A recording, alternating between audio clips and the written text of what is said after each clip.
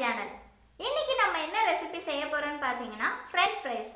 French fries பிடிக்காதவங்க யாருமே கிடையாது. எல்லாருக்குமே French fries கண்டிப்பா பிடிக்கும். வாங்க அதை எப்படி செய்யறதுன்னு பார்க்கலாம். அதுக்கு முன்னால நீங்க இன்னும் நம்ம சேனலை சப்ஸ்கிரைப் பண்ணலனா உடனே சப்ஸ்கிரைப் பண்ணி எனக்கு சப்போர்ட் பண்ணுங்க. வாங்க வீடியோக்குள்ள போலாம். 4 பெரிய சைஸ் உருளைக்கிழங்க நல்லா தோல் சீவி வாஷ் பண்ணி வச்சிருக்கேன். உருளைக்கிழங்க ஃபஸ்ட்டு 1/4 இன்ச்சு சைஸுக்கு நல்லா ஸ்லைஸாக கட் பண்ணிடணும். எல்லா உருளைக்கிழங்கையும் இதே ஷேப்பில் கட் பண்ணி வச்சுக்கணும். ரொம்ப அகலமாக கட் பண்ணிடக்கூடாது, ரொம்ப மெல்லிசாகவும் இருக்கக்கூடாது.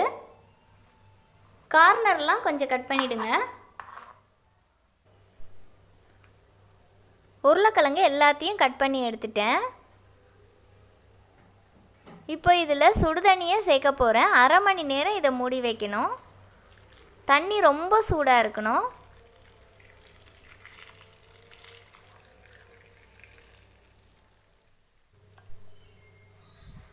அரை மணி நேரம் ஆயிடுச்சு. இப்போ இந்த தண்ணியை நல்லா வடித்து எடுத்துடலாம். மறுபடியும் நல்ல கோல்டு வாட்டரை இதில் ஊற்றி மூடி வச்சிடணும். 1/2 மணி நேரத்துக்கு வைக்கணும்.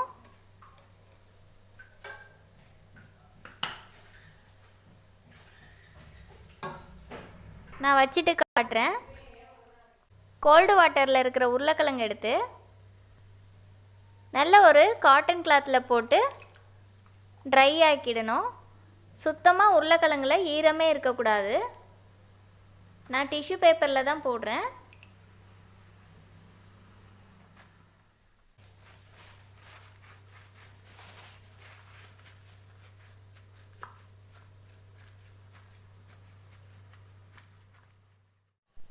எல்லா உருளைக்கிழங்கும் நல்லா ட்ரை ஆகிடுச்சு.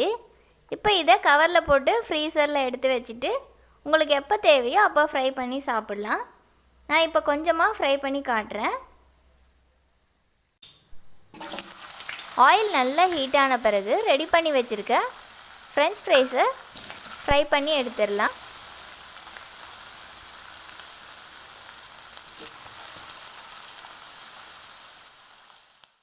ஃப்ரீயாக இருக்கும்போது இதை ரெடி பண்ணி ஃப்ரீசரில் வச்சுட்டு தேவைப்படும் போது இதை ஃப்ரை பண்ணி சாப்பிடலாம்.